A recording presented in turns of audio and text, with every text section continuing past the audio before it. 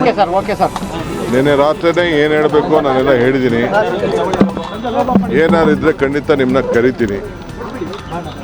So ಅಂಥದ್ದೇನು ಹೊಸ್ತೇನಿಲ್ಲ. ಈಗ nano conference ಇದೆ, ಅದಕ್ಕೆ ಇನಾಗ್ರೇಟ್ ಮಾಡಬೇಕಾಗಿದೆ. ಕೆಲವು ಎಂಗೇಜ್ಮೆಂಟ್ಸ್ ಇದೆ, ಕೆಲವು ರಿವ್ಯೂಸ್ ಇದೆ. ಎಲ್ಲ ಮಂತ್ರಿಗಳಿಗೆ ನಾನು ಕೂಡಲೇ ನಾಳೆಯಿಂದನೇ ಎಲ್ಲ ಬರ ಪರಿಹಾರಕ್ಕೆ, ಬರ, ಅತಿವೃಷ್ಟಿ, ಅನಾವೃಷ್ಟಿ ಇವಕ್ಕೆಲ್ಲ ಭೇಟಿ ಮಾಡಬೇಕು ಅಂತ ಹೇಳಿದ್ದೀನಿ. ಟೈಮ್ ವೇಸ್ಟ್ ಮಾಡಿಬಿಡಿ ಅಂತ. ಸೊ ನಾಳೆಯಿಂದನೇ ಎಲ್ಲ ಜಿಲ್ಲೆಗಳಿಗೆ ಹೋಗಬೇಕು ಅಂತ, ಎಲ್ಲ ಆಫೀಸರ್ಸ್ಗೂ ಎಲ್ಲ ಸೈಟ್ ವಿಸಿಟ್ಗೆ ಏರ್ಪಾಡು ಮಾಡಬೇಕು ಅಂತ ಇನ್ಸ್ಟ್ರಕ್ಷನ್ ಕೊಟ್ಟಿದ್ದೀನಿ. ಸೊ ಆ ಕೆಲಸದಲ್ಲಿ ಎಲ್ಲರೂ ಕೂಡ ತೊಡಗ್ತಾರೆ, ಎಲ್ಲ ಜಿಲ್ಲೆಗೆ ಹೋಗಬೇಕು. ಸಾಮೂಹಿಕ ರಾಜೀನಾಮೆ ಕೊಡ್ಲಿಕ್ಕೆಲ್ಲ ಮುಂದಾಗಿದ್ದಾರೆ ಸರ್. ಯಾರು ನೋಡಿ, ರಾಜೀನಾಮೆ ಕೊಡೋರು ಇವೆಲ್ಲ ರಾಜಕೀಯದಲ್ಲಿ ನಡೀತಾ ಇರೋದು.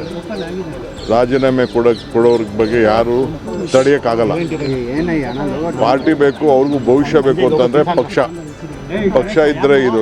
ನನಗೆ ರಾಜೀನಾಮೆ ಕೊಡ್ಬೋದೈತಲ್ಲ. ನಾನು ಧರಮ್ ಸಿಂಗ್ ಕಾಲದಲ್ಲಿ, ಬೇರೆ ಕಾಲ, ಸಿದ್ದರಾಮಯ್ಯವ್ರ ಕಾಲದಲ್ಲಿ ಎಲ್ಲ ನನ್ನ ಮಂತ್ರಿಗೆ ತಪ್ಪಿಸ್ತಾದಾಗ ನಾನು ಪರಮೇಶ್ವರ್ ಇಬ್ಬರು ತಾಳ್ಮೆಯಿಂದ ಇರಲಿಲ್ವಾ?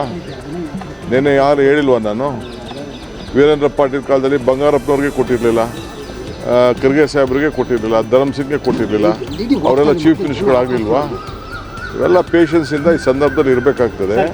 Party is very much important. ಯಾರು ರೆಸಿಗ್ನೇಷನ್ ಕೊಟ್ಟರೆ within few minutes I am going to accept. ನಾನು ಈಗಾಗಲೇ ಎಲ್ಲ ನಮ್ಮ ಬೋರ್ಡು, ಕಾರ್ಪೊರೇಷನ್ನು ರಿವ್ಯಾಂಪ್ ಮಾಡ್ತಾಯಿದ್ದೀನಿ. ಎಲ್ಲ ನಮ್ಮ ಆಗಲೇ ಟೈಮ್ ಆಯಿತು.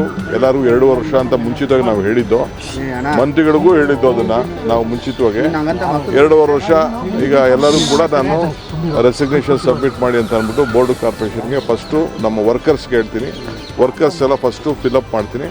ಆಮೇಲೆ MLAsನ ಕರೆದು ಒಬ್ಬೊಬ್ಬರನ್ನೇ ಮಾತಾಡ್ತೀನಿ.